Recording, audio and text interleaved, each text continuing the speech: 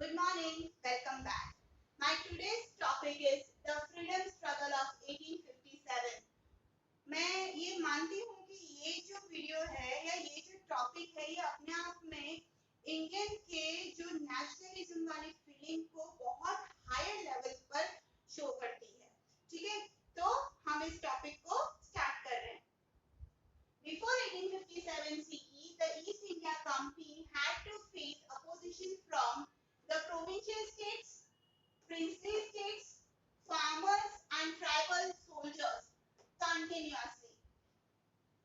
1857 CE के पहले क्या हुआ था कि ईस्ट इंडिया कंपनी बिजनेस करने के लिए यहाँ पर आई थी, मर्चेंट्स की कुछ टीम को लेकर, और यहाँ पर बिजनेस के नाम पे एक्सप्लोइटेशन उन्होंने चालू कर दिया था और इस वजह से उनको हर जगह अपोजिशन का सामना करना पड़ा, जिसकी कहाँ-कहाँ, चाहे वो प्रोविंशियल स्टेट से, चाहे वो प्रिंसली स्टेट से, चाहे फार्मर, ट्राइबल, सोल्जर्स, इन सब से उनको कंटिन्यूअस अपोजिशन का सामना करना पड़ा।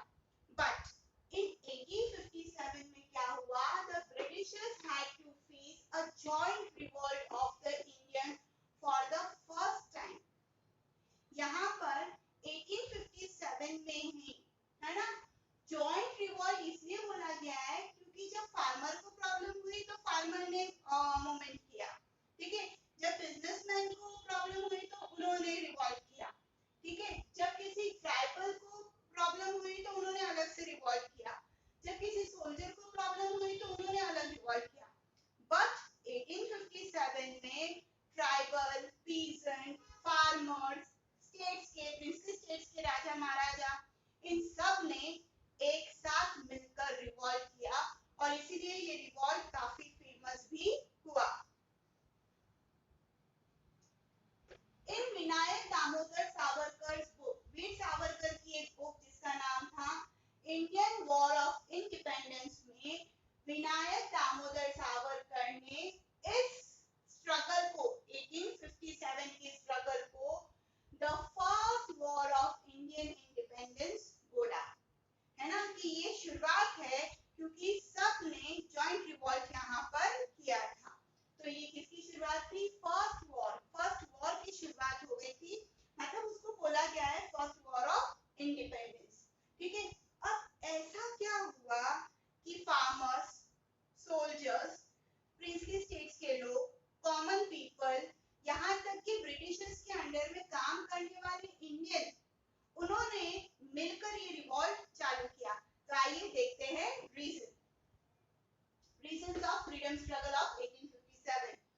First, the policies of economic exploitation adopted by the Britishers infused the feeling of dissatisfaction among the Indian. सबसे पहली चीज, ब्रिटिशर्स क्या कर रहे थे? इकोनॉमिकली एक्सप्लॉइटेशन कर रहे थे इंडियन का। आपने अब तक तो जान ही लिया होगा कि कितने टैक्सेस, सब टैक्सेस, लैंड रेवेन्यू इकट्ठा किया जाता था, चाहे वो किसी पोजीशन में देने लायक है या नहीं। इस वजह से लोगों के दिलो दिमाग में डिससैटिस्फैक्शन जो था ब्रिटिशर्स के खिलाफ वो बढ़ता गया। यहाँ तक कि इस एक्सप्लॉइटेशन की वजह से पावर्टी और हंगर इतना बढ़ गया था अपने देश के अंदर कि जिसकी कोई चरम सीमा नहीं थी, पर इसके बावजूद भी एक्सप्लॉइटेशन हो रहा था, है ना। तो ये सबसे पहला कारण ये था। Second, the policy of doctrine of lapse initiated by Dalhousie, very important. Dalhousie के द्वारा निकाली गई एक पॉलिसी जिसको बोला गया डॉक्ट्राइन ऑफ लैप्स। क्या है? मान लीजिए कि कोई एम्पायर है, ठीक है, इसमें उस एम्पायर के जो किंग है उनका नाम है मिस्टर एक्स, इनकी कोई भी संतान नहीं है। ठीक है, जब इनकी कोई संतान नहीं है तो ये किसी को भी एडॉप्ट नहीं कर सकते, मतलब गोद नहीं ले सकते। अब अगर इनकी कोई संतान नहीं है तो इनका जितना भी राजपाट है वो पूरी तरीके से कौन से एम्पायर में जाएगा? ब्रिटिश एम्पायर में, है ना। तो ये जो पॉलिसी है ये काफी राजा महाराजाओं को परेशान कर देने वाली पॉलिसी थी, क्योंकि अगर संतान नहीं है, कोई पुत्र नहीं है, तो दत्तक पुत्र लेकर भी उस राजपाट को संभाला जा सकता है। तो ऐसे में डॉक्ट्राइन लैब्स की तरफ से मतलब डलहौसी में जो पॉलिसी निकाली वो बिल्कुल अमान्य किया गया और सीधा उस एम्पायर को ब्रिटिश एम्पायर में इंक्लूड कर दिया गया। अब कैसे देखिए, through this policy he annex Satara, Nagpur, Sambalpur, Jhansi etcetera. अब इस पॉलिसी के तहत उन्होंने कुछ स्टेट्स जैसे सातारा, नागपुर, संबलपुर, झांसी और बहुत कई स्टेट्स को मर्ज कर लिया ब्रिटिश एम्पायर में। As a result of all these, इन सभी कारणों की वजह से this royal dynasties became dissatisfied and stood against the Britishers. अब क्या हुआ कि जब वो स्टेट्स लेने लग गए तो ये जो रॉयल डायनेस्टीज थे, ये जो राज परिवार या ये जो सत्ता स्थापित करने वाले जो लोग थे राजा महाराजा, वो भी ब्रिटिशर्स के खिलाफ खड़े हो गए। आई होप ये पॉइंट तो क्लियर हो गया होगा। फर्स्ट पॉइंट क्या था कि economic exploitation, second point doctrine of labs. Clear? Britishers started disrespecting Indian tradition and custom. Britishers ने क्या किया, इंडियन ट्रेडिशन और कस्टम्स को, रीति रिवाजों को डिसरेस्पेक्ट देना चालू किया, नीचे गिराना चालू किया। They adopted the policy of discrimination with the Indians. उन्होंने क्या किया, भेदभाव वाली पॉलिसी को अपनाना चालू किया। They tried to enforce Western culture upon the Indian. वो इंडियन लोगों के सामने ये बताने लग गए कि उनका जो वेस्टर्न कल्चर है वो कितना ऊंचा है। तो कहीं ना कहीं यहाँ पर इंडियन अंदर ही अंदर आघात हो रहा था। Next, as per their policy, the Britishers wished to convert maximum Indian into Christian. उनके विश के अकॉर्डिंगली वो ये भी चाह रहे थे कि ये जो लोग हैं इंडियन हैं वो पूरी तरीके से क्रिश्चियनिटी को अपना ले। जैसे ही क्रिश्चियनिटी हो जाएगी तो यहाँ पर झगड़ा ही खत्म हो जाएगा। इसको अपनाने के लिए ब्रिटिशर्स ने बहुत सारी पॉलिसीज भी रखी थी। थोड़ा सा चलते इस पॉइंट पे। ब्रिटिशर्स ने पॉलिसीज रखी थी, जैसे बहुत सारे इंडियन जो थे वो कर्जे में डूबे हुए थे, जिनकी प्रॉपर्टी ले ली गई थी, जो टैक्स दे रहे थे, जिनके पास पैसा नहीं है उसके बावजूद भी उधार ले लेकर टैक्स दे रहे थे। तो जब ब्रिटिशर्स ने क्रिश्चियनिटी फॉलो करवाने के लिए ये बोला कि जो कोई भी इंडियन क्रिश्चियनिटी को अडॉप्ट कर लेगा, क्रिश्चियनिटी धर्म को अडॉप्ट कर लेगा, तो ऐसे में उसके जितने भी कर हैं, उधार है, वो सब माफ कर दिए जाएंगे। तो बहुत से लोगों ने क्या किया, यहाँ पर धर्म परिवर्तन भी किया था। Fifth, the Britishers discriminated with Indian soldiers' allowances, promotion and behavior. हुआ ये था कि ब्रिटिश आर्मी के अंदर सिर्फ ब्रिटिशर्स नहीं थे, ब्रिटिशर्स से भी कहीं गुना ज्यादा नंबर जो था वो इंडियन का था, जो एज अ सोल्जर वहां पर ब्रिटिशर्स के साथ में काम कर रहे थे। ठीक है, तो उनके साथ भारी मात्रा में भेदभाव, चाहे वो सैलरी हो, चाहे वो प्रमोशन हो, चाहे उनके साथ किया गया व्यवहार हो, काफी फर्क था।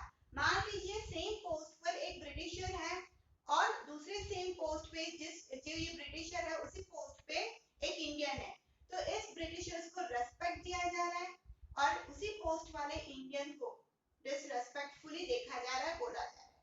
ठीक है, इसकी सैलरी बहुत अच्छी है, उसकी इंडियन की सैलरी बहुत कम है। ठीक है, और साथ ही साथ में जो फैसिलिटीज जो ब्रिटिशर सोल्जर को दी जा रही है वो कंपेयर टू उसके इंडिया के पास है ही नहीं, है ना। तो ऐसे में कहीं ना कहीं बहुत बड़ा भेदभाव जो चल रहा था, जिसकी वजह से सोल्जर भी परेशान थे। और एक और कारण जो कि सबसे महत्वपूर्ण कारण रहा था स्ट्रगल ऑफ 1857 का, वो यहाँ The soldiers were provided with new Enfield rifles and upper part of cartridge had first to be torn off using one's mouth. Soldier को पुरानी राइफल के बजाय नई राइफल्स जब प्रोवाइड करवाई गई तो उसमें लगने वाली जो कार्ट्रिज है, ठीक है ना, वो पहले जो भी उसको यूज कर रहा है उसको अपने मुंह से छील के फिर अंदर डालनी होती है। In 1857, the rumor spread that